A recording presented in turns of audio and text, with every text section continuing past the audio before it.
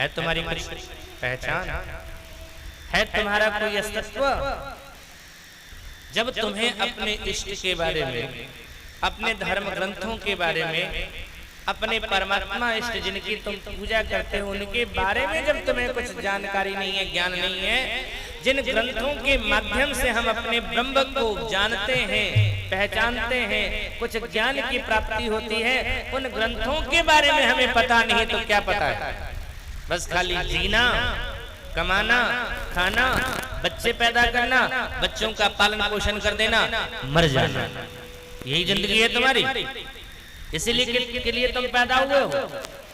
अरे साहब, ये पशु पक्षी भी अपने बच्चों का पालन पोषण करते हैं, ये भी कमाते हैं, ये भी खाते हैं, ये भी बच्चे पैदा करते हैं, बच्चों का पालन पोषण ये भी करते हैं। फिर तुमने किया तो क्या बहादुरी कर ली तुमने? जो सुख मनुष्य को गद्देदार बिस्तर पर सोने से प्राप्त होता है ना, गधा अगर धूल में लौट जावे तो वहां उसे सुख प्राप्त हो रहा है। जो आनंद मनुष्य को रसगुल्ला इत्यादि खाने से प्राप्त होता है, गाय को हरी हरी घास खाने से मिल जाता है, जो आनंद गर्मी के दिनों में मनुष्य को एयर कंडीशन कमरे में बैठने से प्राप्त होता है, वही आनंद भैंस को तालाब में और सुअर को कीचड़ में, कुत्ते को नाली में बैठने से मिलता है। तो सुख तो वो भी उठा रहे हैं। तुम्हारे कितने बच्चे होंगे? 5-10 तो कर ही नहीं पाते हो। देखना, एक साल में 5-5, 10-10 बच्चे पैदा करती हैं सुअरिया, कुतिया, इनके पीछे बच्चों की फौज पड़ी रहती है पूरी। ये भी बच्चों का पालन पोषण कर देते हैं, सुख ये भी उठाते हैं। चिड़िया सुबह जब भगवान सूर्य की किरणें अच्छी तरह से आती भी नहीं है पृथ्वी पर, उसके पहले ही अपने घोंसले को त्याग करके चले जाते हैं कमाने के लिए। तुम तो 9 बजे निकलते हो, तुमसे ज्यादा मेहनत करते हैं। तो जिंदगी तुम्हारी क्या यही है? बस उठना है, सोना है, खाना है, कमाना है, विषय को भोग करना है, बच्चों को पैदा करना है और मर जाना है। यही तुम्हारी जिंदगी है। इसी को तुमने अपने जीवन का लक्ष्य मान लिया है। अगर किसी से आज पूछा जाए इतनी मेहनत क्यों करते हो? पैसे कमाने के लिए। पैसा क्यों कमा रहे हो? बोले अच्छे से रहने के लिए, खाने के लिए। अच्छे से खा क्यों रहे हो? बोले अच्छे से जीने के लिए। अच्छे से जीना क्यों चाहते हो? क्यों जीना चाहते हो अच्छे से? जीने का कोई तो मकसद होगा, जीने का कोई तो लक्ष्य होगा, यही नहीं पता है। बस खाना है, जीना है, जीना है, खाना है। तो खाना पीना, सोना, उठना, सुखोपभोग करना जानवर भी करते हैं। क्या फर्क है तुम में और उसमें? बस फर्क इतना ही है, उसके अंदर ज्ञान का अभाव है। 2-4 साल में भूल जाता है कि ये हमारी बहन है, ये हमारी माँ है। तुम्हें ये पता है, यानी तुम्हारे अंदर ज्ञान है और उस ज्ञान का सदुपयोग अगर तुमने नहीं किया तो फिर तुम्हारी जिंदगी पशु के ही जैसा है, उससे बढ़कर के कुछ नहीं। आज हमें हमारे शास्त्रों के बारे में ज्ञान नहीं, आज हमारी पहचान नहीं। देखो, सीखो किसी से। अपने पूरे शरीर को ऊपर से लेकर के नीचे तक ढक करके रखने में उन्हें शर्म नहीं आती। और अगर कोई कहता है नकाब उठा दो, हटा दो, तो लड़ने के लिए, मरने मारने के लिए वो तैयार हो जाते हैं। अपने संस्कार और संस्कृति से कोई समझौता नहीं करते हैं। उन्हें मूंछ कटवाने में शर्म नहीं आती और तुम्हें चोटी रखने में शर्म आती है, टीक रखने में तुम्हें शर्म आती है। उन्हें लुंगी उठा करके पहनने में शर्म नहीं आती है, लेकिन तुम्हें जनेऊ पहनने में शर्म आती है। वो अपनी पहचान के साथ जी रहे हैं। और बताओ मुझे, जो लोग कहते हैं कि हमारे देश में ज्यादा धर्म की नहीं, साहब कौन ऐसा देश है जिसे तुम मानते हो कि विकसित देश है, बहुत विकास कर चुका है? ऐसा कौन सा देश है जो बिना धर्म की पहचान के है? बताओ दो। अमेरिका, अफ्रीका, ऑस्ट्रेलिया, न्यूजीलैंड, रसिया, कौन सा है? एक बार जोरदार तालियों के साथ स्वागत करें। हमारे बीच धीरेन्द्र जी आए हुए हैं जो लोजपा के रामविलास पासवान की पार्टी के आप मुख्य प्रवक्ताएं हैं। जोरदार तालियों के साथ आपका स्वागत किया जाए।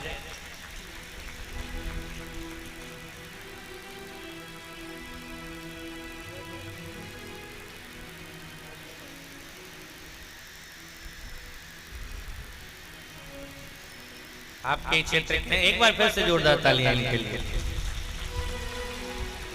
आपके बीच ही रहने वाले हैं, आपके ही पुत्र हैं।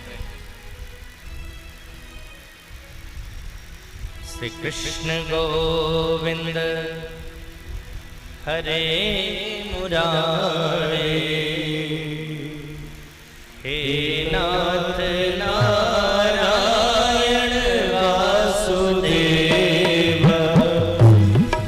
कृष्ण गोविंद हरे मुरारे, हे नाथ नारायण वासुदेव। हे नाथ नारायण वासुदेव, हे नाथ नारायण वासुदेव।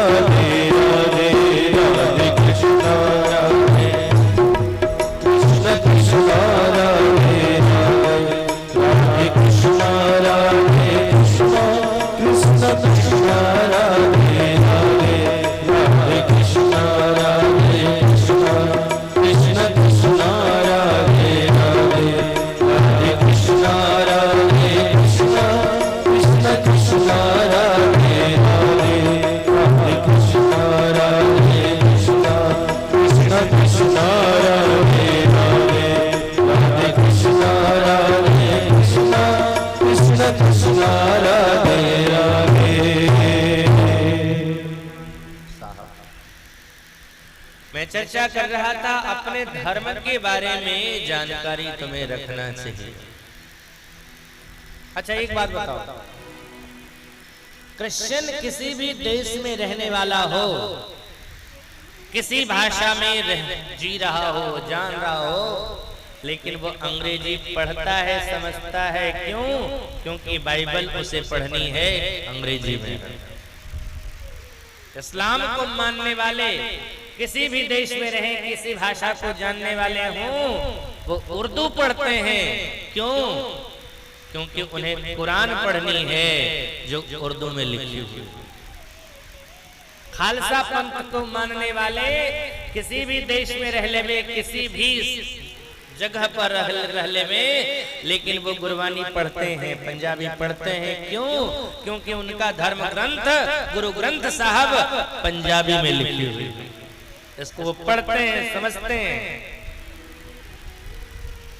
तुम या तुम्हारे बच्चे क्या संस्कृत पढ़ते हैं? क्या संस्कृत जानते हैं? तुम्हारा ग्रंथ किस भाषा में लिखा हुआ है? संस्कृत में, जिसकी तुम्हें जानकारी ही नहीं। और तुम कहते हो हमारा पतन हो रहा है। क्यों नहीं पतन होगा? मैंने कहा ना, कोई भी देश है बिना धर्म के पहचान से है अलग क्या वो? कई देश तो ऐसे साहब हैं जो वो इस्लामिक राष्ट्र घोषित किए हुए हैं। यहाँ तो ज्यादा चर्चा नहीं, यहाँ धर्म की चर्चा होवे तो तुरंत यहाँ कितने लोग खड़े हो जाएंगे उसका विरोध करने के लिए। और उसकी कमी यही है, उसमें जो कमी है वो हमारी तुम्हारी कमी है, क्योंकि हम धर्म के प्रति उतने जागरूक नहीं है। बस हमने खाना, कमाना, बच्चे पैदा करना, मरना, यही जीवन का उद्देश्य बना लिया, यही समझ लिया है। इसके आगे कुछ नहीं हमको पता। न हम संस्कृत पढ़ते हैं, न हम अपने बच्चों को संस्कृत का ज्ञान देते हैं। और कोई थोड़ा बहुत पढ़ लिया है और तुम्हारे पास आकर के कहता है, अरे तुम्हारे ग्रंथ में तो ये अनाप शनाप लिखा हुआ है, ये रामायण में ये लिख दिया गया है, ये मनुस्मृति में ये लिख दिया गया है, ये हो गया वो गया, और तुम पागल होकर के उनके बहकावे में आकर के अपने धर्म ग्रंथों को जलाने लगते हो। वो अपने हिसाब से तुम्हें अर्थ समझाते हैं। अगर तुम्हें जानकारी होती संस्कृत की ना, तो तुम भी उनको समझाते कि तुम जो बता रहे हो वो नहीं है। अब बताओ, तुम्हारी धार्मिक कमजोरी का ही फायदा तो लोग उठाते हैं। कोई इस्लाम के बारे में कोई मूवी नहीं बना सकता, उनके ऊपर उठपटांग नहीं हो सकता। हमारे धर्म ग्रंथ, हमारे इष्ट के बारे में इतनी सारी मूवियां बनी है, इतने धर्म ग्रंथ के बारे में सारी बातें नाटक के रूप में, सीरियल के रूप में लिखी जाती है, बताई जाती है। कभी उनके बारे में सुना है? क्या कमी है जो सामने नहीं आने देते? लोगों को सामने आने दो ना उनके चरित्र को भी। और तुम्हारी इतनी कमजोरी है, कोई मूवी बना करके भी उल्टी पुल्टी भाषा में बात कर देता है, हनुमान जी से कुछ और डायलॉग बुलवा देता है, राम जी से कुछ और करवा देता है, और तुम उसका आनंद लेते हो। ये तुम्हारी कमजोरी है साहब। मैं सदा कहता रहता हूं कि धर्म कभी भी मनोरंजन के लिए नहीं है, और आज तुम लोगों ने धर्म को एक मनोरंजन का साधन बना दिया है। इससे ज्यादा तुम कुछ नहीं करते हो। धर्म को भी, पूजा को भी तुमने एक मनोरंजन का साधन बना दिया है, और उसका प्रमाण है, देखो यज्ञ हो रहा है और वो देखो मनोरंजन का साधन लग गया। यज्ञ में उसका क्या काम, क्या जरूरत है उसकी? लेकिन ना, कर बिना तो भिड़वे नहीं हो गया ना। तुम दुर्गा पूजा करते हो, तुम माँ सरस्वती की पूजा करते हो, पंडाल गांव-गांव बिठाते हो, मोहल्ले मोहल्ले में दुर्गा की पंडाल बिठाते हो, पंडाल लगा करके दुर्गा की पूजा करते हो, सरस्वती की पूजा करते हो। नाम क्या दिया? सरस्वती पूजा। नाम क्या दिया? दुर्गा पूजा। नाम क्या है? पूजा। लेकिन उस पंडाल में बोला क्या जाता है?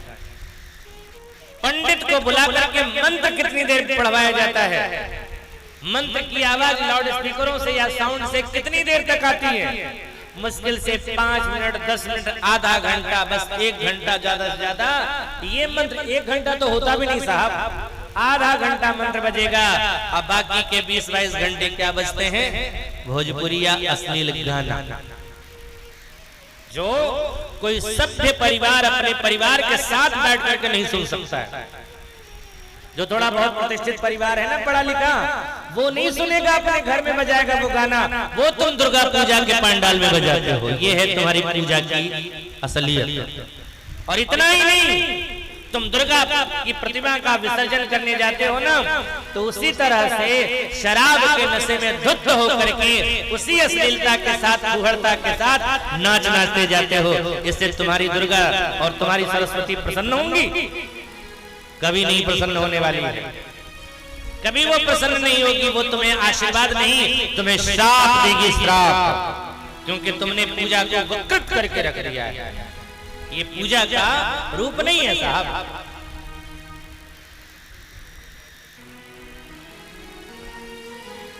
धीरेन्द्र जी हमारे बहुत नजदीकी हैं, बहुत सहयोगी हैं। देखो दोबारा आ रहा है, आज आ रहा है, आज तो नहीं।